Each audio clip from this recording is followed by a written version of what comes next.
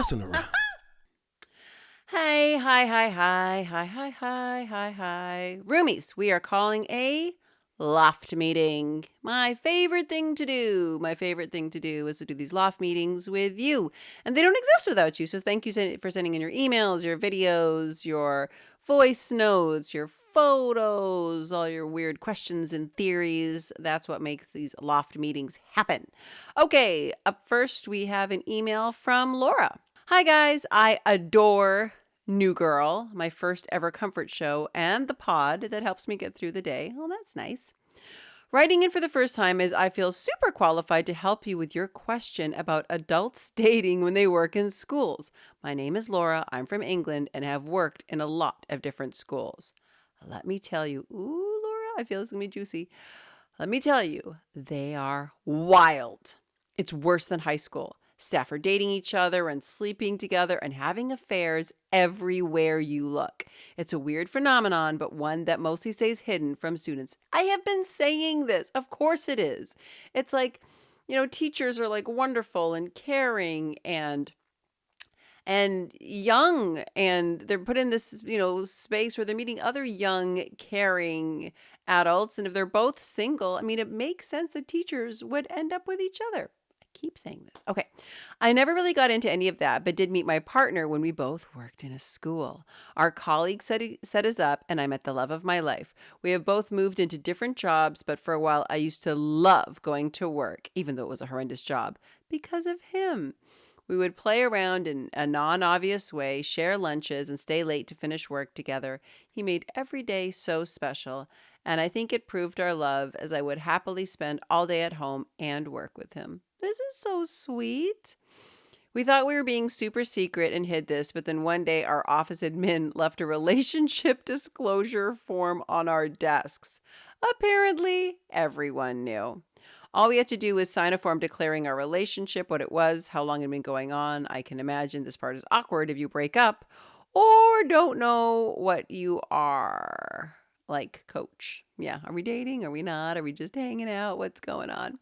It's a lot more common than you think. I know a lot of staff who end up marrying each other. I hope this helped. Thank you for always bringing joy to my day. Take care, Laura. Laura, this was very helpful. It also was very validating because this is what I think is happening in a lot of schools. And I'm okay with it.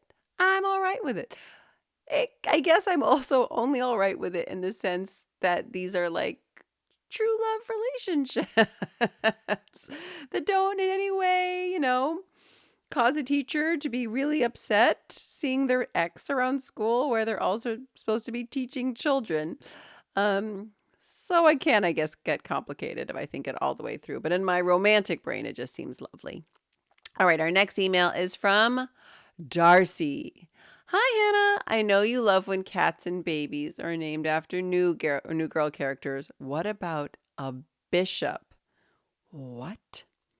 I work for a Catholic church. My former boss and good friend became a bishop a few years ago. I was used to calling him Fr. Dave. I assume Friar? Does it stand for Friar Dave? But I didn't know what to call him with his new position. He insists on just Dave now that he's not my boss, but I can't do that. Bishop Dave feels weird, and Bishop, she doesn't want to say his last name, so it's been redacted, feels too formal for a friend. So my husband suggested Davy the Bish, and it has stuck. He hasn't seen the show, but he thought the name was fun. Oh my gosh, Davy the Bish, you gotta watch New Girl. You got to. There's not a lot of bishes around. It's also a great nickname. Davy the Bish. What do you do? A bishop.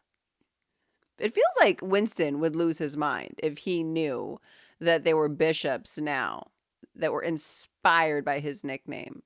That would be like a Winston love thing in an instant.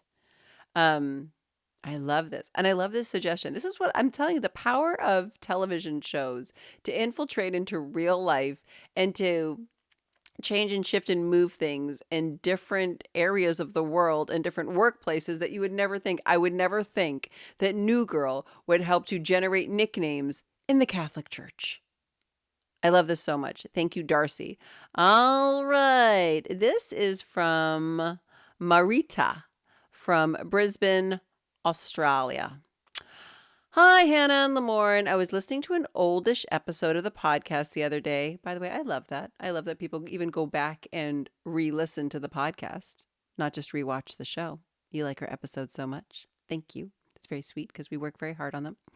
I was listening to an oldish episode of the podcast the other day, and Hannah mentioned that you see so many cats named Winston come through, but rarely any Cece cats. So I wanted to introduce you to our 3-year-old baby, Cecilia, often pronounced Cecilia, and a terrible Italian accent, just like Schmidt in episode 1. She is sweet, fun, resilient, and loyal, just like Cece. Thank you for the show and the podcast. I know you hear this a lot, but it truly is a lifesaver for some people. Sincerely, Marita, Brisbane, Australia. There's something about, I've talked about this a bunch, which is why you guys send it in, but there is something about the naming of a baby or a pet after the characters of the show, or about like from actors. Like there's Zoe cats and Hannah cats and Lamorne dogs. It's very sweet. It's a really wonderful thing that people have just connected to the show so much and loved it, and that we've become part of like the extended family, that they name a family member after us. I don't think there's like a greater honor that anybody could ever give anyone. It's very, very sweet. So I appreciate that. And there's a picture. She's like a snowy gray cat. I also love the fact that I think this is what you were saying, that you adopted her at 3 years old. Or maybe you got her when she was little and named her, because the show's been around for a while, and named her Cecilia then. I don't know if it's recent. My brother just adopted a cat that was 1 year old. I always think it's nice when people adopt cats that are a little bit older, and give them a home. It's really lovely. I so appreciate you listening to this podcast, for participating in it, for sending in videos and these pictures and telling us your stories. I feel wonderful knowing that teachers are falling in love and following their hearts. Just don't make it messy. Yeah, thanks. Another great loft meeting, you guys. I appreciate it. I appreciate you. Make sure you tune in every Tuesday for a brand new recap. It's so funny. Lamorne and I have been trying to record these recaps, and I feel like it's sometimes hard to understand us because we just are laughing so hard.